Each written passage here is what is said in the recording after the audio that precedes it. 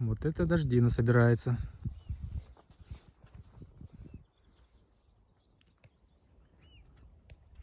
Там, кажется, заливает. Давай тогда это тоже соберем. И ящик надо упаковывать. Мы только приехали.